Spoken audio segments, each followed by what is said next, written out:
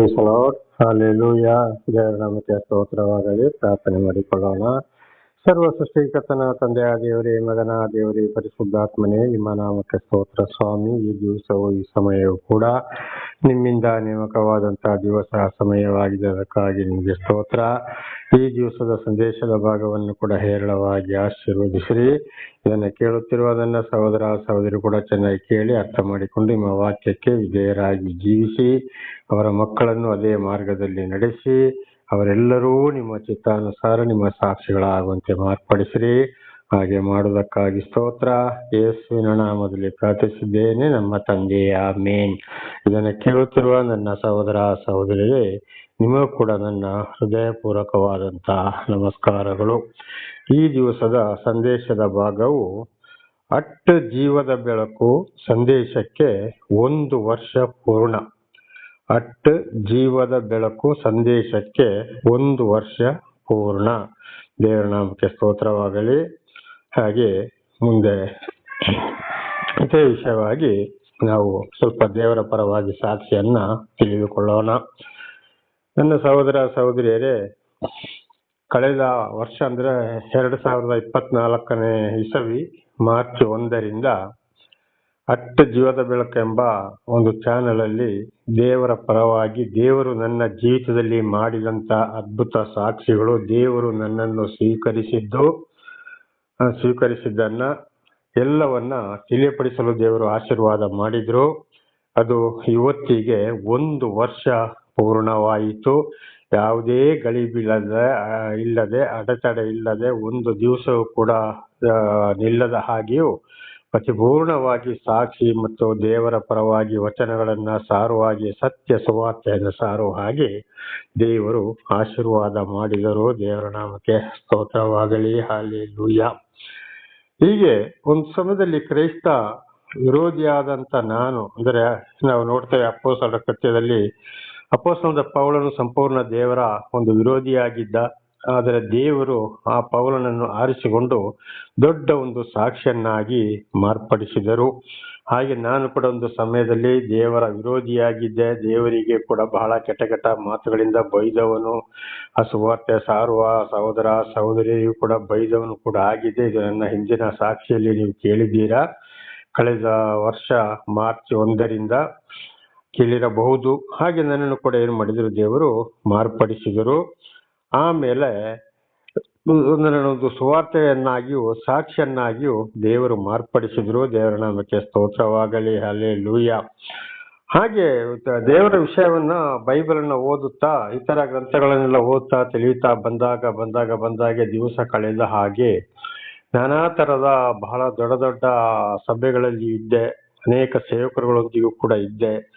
ಅಲ್ಲಿ ಬರ್ದಿರೋದನ್ನ ಮತ್ತೆ ಇವರ ನಡೆ ನುಡಿ ಕ್ರಿಯೆಗಳನ್ನ ನೋಡೋದು, ಪ್ರತಿ ಒಂದು ವಿಷಯಗಳನ್ನ ನೋಡಿದಾಗ ಇಲ್ಲಿ ಬಹಳ ವ್ಯತ್ಯಾಸ ಕಂಡು ಬಂತು. ಬಹಳ ವಿಷಯಗಳು ತಿಳಿದು ಬಂತು. ಇವರು ಯಾವ ರೀತಿಯಲ್ಲಿ ನಡೀತಾ ಇದ್ದಾರೆ, ಏನು ಮಾಡ್ತಾ ಇದ್ದಾರೆ ಎಂಬುದಾಗಿ. ಆಮೇಲೆ ಒಂದು ಯೋಚನೆ ಬಂತು, ಅಯ್ಯೋ ಜನಗಳಿಗೆ ನಾನು ಸತ್ಯ ಸುವಾರ್ತೆಯನ್ನು ತಿಳಿಸ್ಬೇಕಲ್ಲಪ್ಪ, ಯಾವ ರೀತಿ ನಾನು ತಿಳಿಸುವುದು ಎಂಬುದಾಗಿ ಬಹಳ ಒಂದು ಯೋಚನೆ ಬಂತು. ಅದಕ್ಕಾಗಿ ನಾನು ದೇವರಲ್ಲಿ ಏನ್ ಮಾಡಿದೆ, ದೇವರಲ್ಲಿ ನಾನು ಪ್ರಾರ್ಥಿಸ್ತಾ ಬಂದೆ. ದೇವರೇ, ನನಗೆ ಸತ್ಯ ಸುವಾರ್ತೆಯನ್ನು ಅನೇಕ ಜನರಿಗೆ ನನ್ನ ಜೀವಿತದಲ್ಲಿ ನೀವು ಮಾಡಿದಂಥ ಅದ್ಭುತ ಕಾರ್ಯಗಳನ್ನು, ಸತ್ಯವನ್ನು, ದೇವರು ಯಾರೆಂಬುದನ್ನು ತಿಳಿಸಬೇಕಲ್ಲ, ಒಂದು ಅವಕಾಶವನ್ನು ಕೊಡಿ ಎಂಬುದಾಗಿ. ಹಾಗೆ ದೇವರು ಏನ್ ಮಾಡಿದ್ರು, ಅನೇಕ ಕಡೆ ಹೋಗಿ ಸಾಕ್ಷಿ ನುಡಿಯುವಂತೆಯೂ ಉಪದೇಶ ಮಾಡುವಂತೆಯೂ ಮಾಡಿದ್ರು. ಆಮೇಲೆ ಯೂಟ್ಯೂಬಲ್ಲಿ ನೋಡುವಾಗಲೂ ಅನೇಕರು ಇದರ ಬಗ್ಗೆ ಬೋಧನೆ ಮಾಡ್ತಾ ಇದ್ದಾರೆ. ಅಲ್ಲಿ ಕೂಡ ಬಹಳ ವ್ಯತ್ಯಾಸ ಕಾಣ್ತದೆ. ಅದಕ್ಕಾಗಿ ನಾನು ದೇವರಲ್ಲಿ ಏನ್ ಮಾಡಿದೆ, ಪ್ರಾರ್ಥಿಸುತ್ತಾ ಬಂದೆ. ದೇವರ ನಾಮಕ್ಕೆ ಸ್ತೋತ್ರವಾಗಲಿ. ಹಾಗೆ ಪ್ರಾರ್ಥಿಸುತ್ತಾ ಬರುವಾಗ ಇದಕ್ಕಾಗಿ ಒಂದು ಸಹೋದರಿಯ ಮುಖಾಂತರ ನನಗೊಂದು ಯೋಚನೆಯನ್ನ ಕೊಟ್ಟರು ದೇವರು. ಬಹಳ ಒಂದು ಸಣ್ಣ ಪ್ರಾಯದ ಸಹೋದರಿಯ ಮುಖಾಂತರ, ಬ್ರದರ್ ನೀವು ಕೂಡ ವಚನವನ್ನ ಸಾರಬಹುದಲ್ಲ ಎಂಬುದಾಗಿ. ಅದು ಮೊಬೈಲ್ ಸಾರಬಹುದು, ನನಗೆ ಗೊತ್ತಿಲ್ಲಮ್ಮ ಅದ್ರ ಬಗ್ಗೆ ಎಂಬುದಾಗಿ ಹೇಳಿದಾಗ ಸಂಪೂರ್ಣ ಅದಕ್ಕೆ ಬೇಕಾದ ಅದನ್ನು ಏನೇನು ಮಾಡಬೇಕು ಹೇಗೆ ಅಂತ ಹೇಳುವಂಥದ್ದು ಮೊಬೈಲಲ್ಲಿ ಪ್ರತಿ ಒಂದು ವಿಷಯವನ್ನ ಬಹಳ ಸಮಯದಲ್ಲಿ ನನಗೆ ಆ ಸಹೋದರಿ ತಿಳಿಸಿಕೊಟ್ರು. ಸಹೋದರಿಯ ಮೂಲಕ ದೇವರು ಸಹಾಯವನ್ನ ಮಾಡಿದ್ರು. ಆ ಸಹೋದರಿಯದು ಕೂಡ ಬಹಳ ಒಂದು ದೊಡ್ಡ ಸಾಕ್ಷಿ ಇದೆ. ದೇವರು ಅವರನ್ನು ಕೂಡ ಮುಟ್ಟಿದ್ದಾರೆ. ದೇವರ ನಾಮಕ್ಕೆ ಸ್ತೋತ್ರವಾಗಲಿ. ಹಾಗೆ ಕಳೆದ ವರ್ಷ ಅಂದ್ರೆ 2024 ಮಾರ್ಚ್ 1ರಿಂದ ಅಟ್ ಜೀವದ ಬೆಳಕೆಂಬ ಚಾನಲ್ ಅನ್ನ ತೆರೆದು ಅದರಲ್ಲಿ ಸಾಕ್ಷಿ ಮತ್ತು ದೇವರ ಉಪದೇಶವನ್ನ ಸಾರುತ್ತಾ ಬರುವ ಹಾಗೆ ಮಾಡಿದ್ರು. ಹಾಗೆ 1 ವರ್ಷ ಪೂರ್ಣಗೊಂಡಿತು. ದೇವರು ಮಾಡಿದಂತ ಉಪಕಾರಗಳಿಗಾಗಿ ದೇವರಿಗೆ ಸ್ತೋತ್ರವಾಗಲಿ.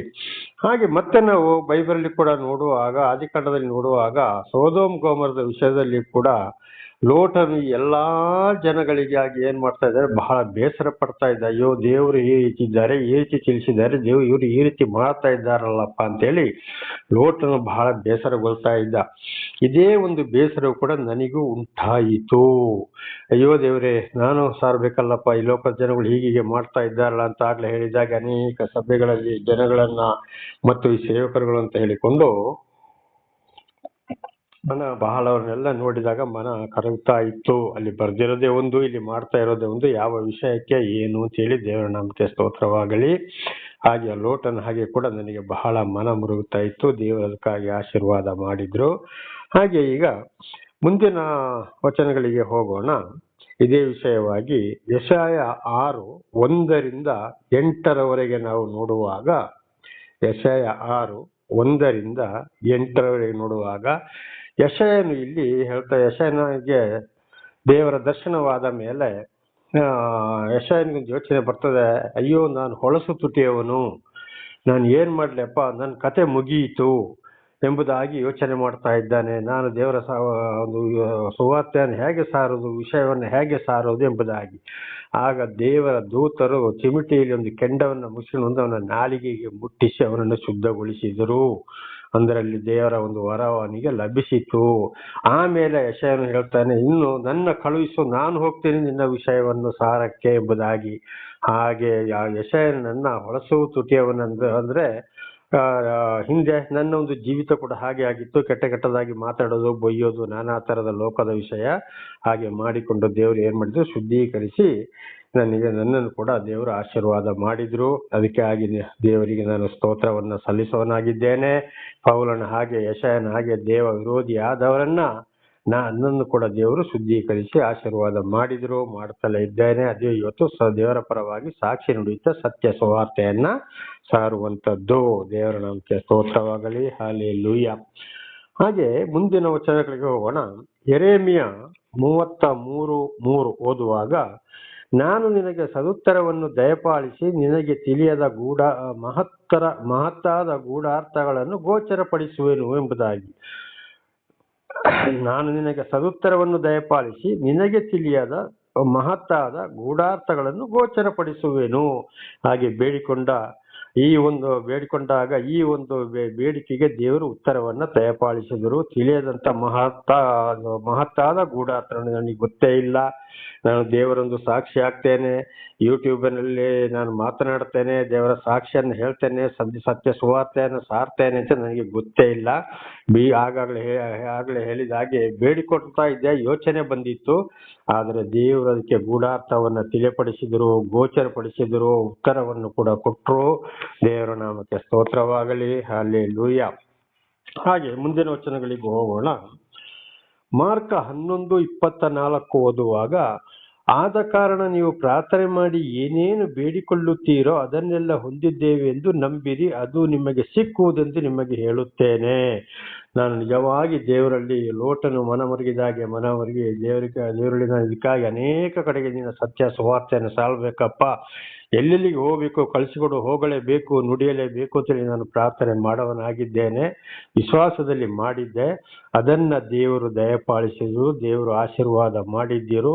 ಹಾಗೆ ಇವತ್ತು ಕೂಡ ಅದೇ ಪ್ರಕಾರ ಬೇಡಿಕೊಟ್ಟುತ್ತಾ ಇದ್ದಾಗೆ ದೇವರು ಇವತ್ತು ಏನು ಮಾಡಿದ್ದಾರೆ, ನನ್ನನ್ನು ಮತ್ತು ಸಾಕ್ಷಿ ನುಡಿಯುವ ಹಾಗೆ ದೇವರ ವಚನವನ್ನ ಸಾರುವ ಹಾಗೆ ಮಾಡಿದ್ದಾರೆ. ಕಾರಣ ವಿಶ್ವಾಸದಲ್ಲಿ ಬೇಡಿದ್ದು, ಅದಕ್ಕೆ ದೇವರು ಉತ್ತರವನ್ನ ಕೊಟ್ಟರು. ದೇವರ ನಾಮಕ್ಕೆ ಸ್ತೋತ್ರವಾಗಲಿ. ಹಲ್ಲೆಲೂಯಾ.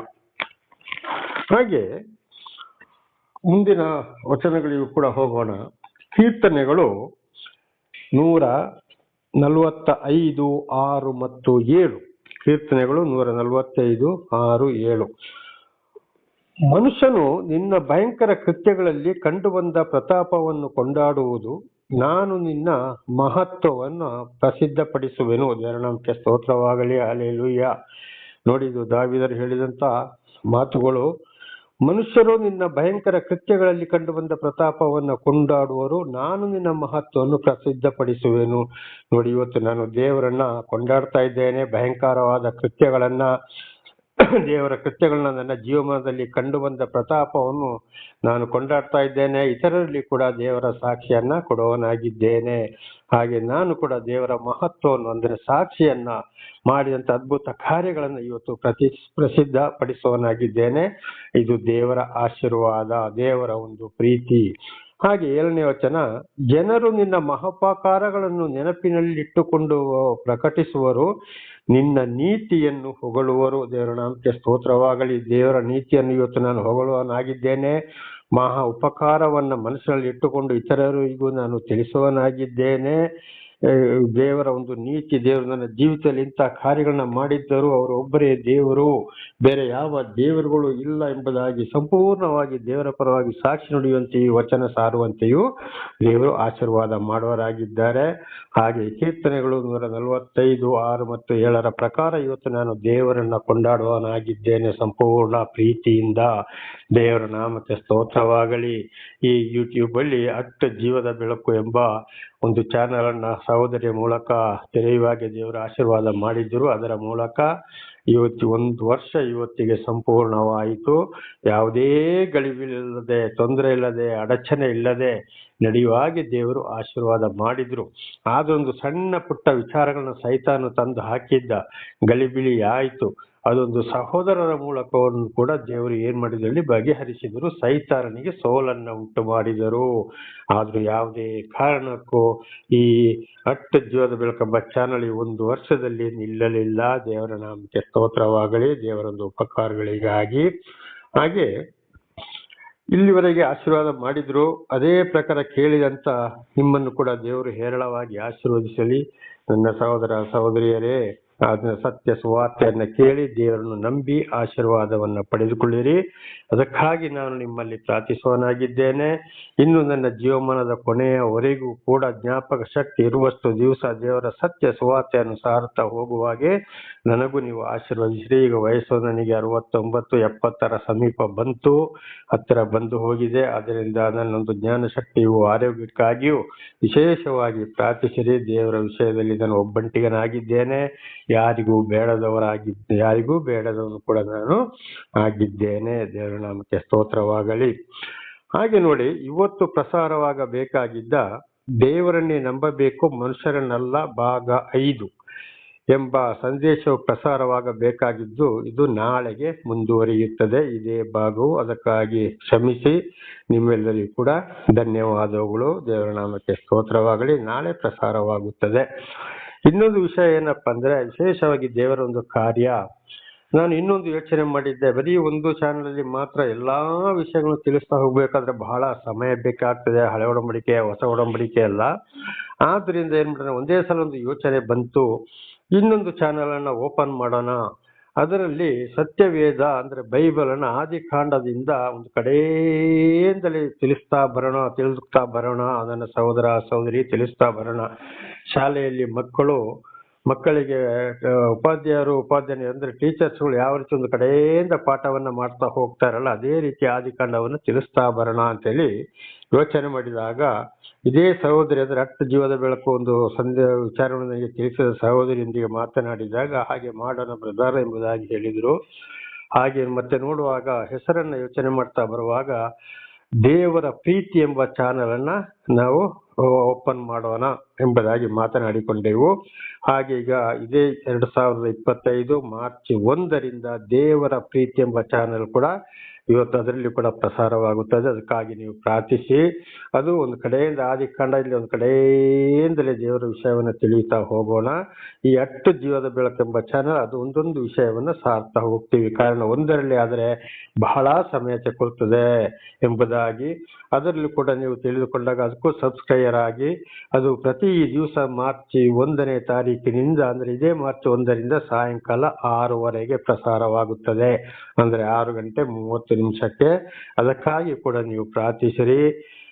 ಅದನ್ನ ಯೋಚನೆ ಕೊಟ್ಟಂತ ಅವರು ಕೂಡ ಪ್ರಾರ್ಥಿಸಿರಿ. ದೇವರ ನಾಮಕ್ಕೆ ಸ್ತೋತ್ರವಾಗಲಿ. ಹಾಲೆಲೂಯಾ. ಹಾಗೆ ಒಂದೇ ಒಂದು ವಿಷಯ ಏನಪ್ಪಾ ಅಂದ್ರೆ, ಸತ್ಯ ಸುವಾರ್ತೆಯನ್ನ ಸಾರಬೇಕು, ಜನಗಳನ್ನು ಎಚ್ಚರಿಸಬೇಕು, ಅನೇಕ ಸುಳ್ಳು ಬೋಧಕರುಗಳಿಂದ ಬಿಡುಗಡೆ ಮಾಡಬೇಕು ಎಂಬುದಾಗಿ. ದೇವರ ನಾಮಕ್ಕೆ ಸ್ತೋತ್ರವಾಗಲಿ. ಅದನ್ನು ಇವತ್ತು ಮಾಡೋದು. ಇದಕ್ಕೂ ಕೂಡ ಅನೇಕರು ಯಾರಾದರೂ ವಿರೋಧಿಗಳು ಬರುವುದಾದರೆ ಅವರನ್ನು ಕೂಡ ದೇವರು ಸಮಾಧಾನ ಪಡಿಸಲಿ. ಅದಕ್ಕಾಗಿ ಕೂಡ ಬಹಳ ಪ್ರಾರ್ಥನೆ ಅಗತ್ಯ. ಅದಕ್ಕಾಗಿ ನೀವು ಪ್ರಾರ್ಥಿಸಿರಿ. ಅದನ್ನು ಕೂಡ ಸಬ್ಸ್ಕ್ರೈಬ್ ಮಾಡಿ. ದೇವರ ನಾಮಕ್ಕೆ ಸ್ತೋತ್ರವಾಗಲಿ. ಪ್ರಾರ್ಥನೆ ಮಾಡಿಕೊಳ್ಳೋಣ. ಸರ್ವ ಸೃಷ್ಟಿಕರ್ತನ ತಂದೆಯ ದೇವರೇ, ಮಗನ ದೇವರೇ, ಪರಿಶುದ್ಧಾತ್ಮನೇ, ನಿಮ್ಮ ನಾಮಕ್ಕೆ ಸ್ತೋತ್ರ ಸ್ವಾಮಿ. ಈ ಒಂದು ಸಂದೇಶದ ವಿಷಯವನ್ನು ಹಾಗೂ ನನ್ನ ಜೀವಿತದಲ್ಲಿ ಬೇಡಿಕೆ ಉತ್ತರವನ್ನು ನೀವು ಕೊಟ್ಟು ಅಟ್ಟ ಜೀವದ ಬೆಳಕಿಗೆ 1 ವರ್ಷ ಪೂರ್ಣವಾಗುವಂತೆ ನೀವು ಮಾಡಿದಕ್ಕಾಗಿಯೂ ನಿಮಗೆ ಸ್ತೋತ್ರ. ಮುಂದುವರಿಯುವಂತೆಯೂ ಕೂಡ ಸಂಪೂರ್ಣವಾಗಿ ಆಶೀರ್ವದಿಸಿರಿ. ಅನೇಕ ಸಹೋದರ ಸಹೋದರಿಗೆ ಸತ್ಯ ಸುವಾರ್ತೆಯನ್ನು ಕೇಳುವಂತೆ ನೀವು ಮಾಡಿದಕ್ಕಾಗಿಯೂ ಸ್ತೋತ್ರ ಸ್ವಾಮಿ. ಇನ್ನು ಮುಂದೆಗೂ ನನಗೆ ತಿಳಿಯಲಾರದಂತ ಮಹತ್ತಾದ ಗೂಢಾರ್ಥಗಳನ್ನು ನೀವು ತಿಳಿಸುವುದಕ್ಕಾಗಿಯೂ ನಿಮಗೆ ಸ್ತೋತ್ರ. ನೀವು ಮಾಡಿದಂತ ಎಲ್ಲ ಉಪಕಾರಗಳಿಗಾಗಿ ಕೃತಜ್ಞತಾ ವಂದನೆಗಳು.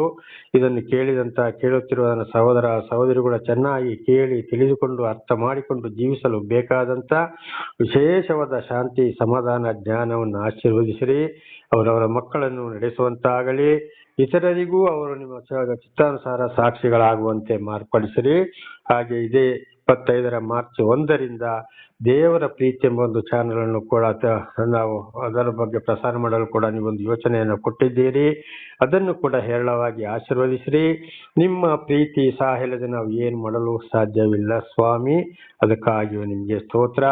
ಅದನ್ನು ಕೂಡ ಅನೇಕರು ಕೇಳಿ ಅದರಂತೆ ನಡೆದು ನಿಮ್ಮನ್ನು ಸಂಪೂರ್ಣವಾಗಿ ಸತ್ಯವನ್ನು ತಿಳಿದುಕೊಂಡು ನಿಮ್ಮಿಂದ ಆಶೀರ್ವಾದವನ್ನು ಹೊಂದಿಕೊಂಡು ಅದರಲ್ಲಿಯೂ ಅವರು ಇತರರಿಗೆ ಸಾಕ್ಷಿಗಳಾಗುವಂತೆ ಮಾರ್ಪಡಿಸಿರಿ.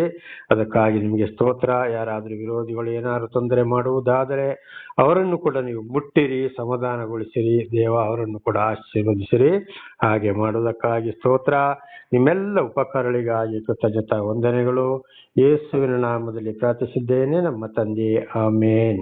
ಇದನ್ನು ಕೇಳುತ್ತಿರುವ ನನ್ನ ಸಹೋದರ ಸಹೋದರರೇ, ನಿಮಗೆ ಕೂಡ ನನ್ನ ಧನ್ಯವಾದಗಳು. ದೇವರು ನಿಮ್ಮನ್ನು ಹೇರಳವಾಗಿ ಆಶೀರ್ವದಿಸಲಿ.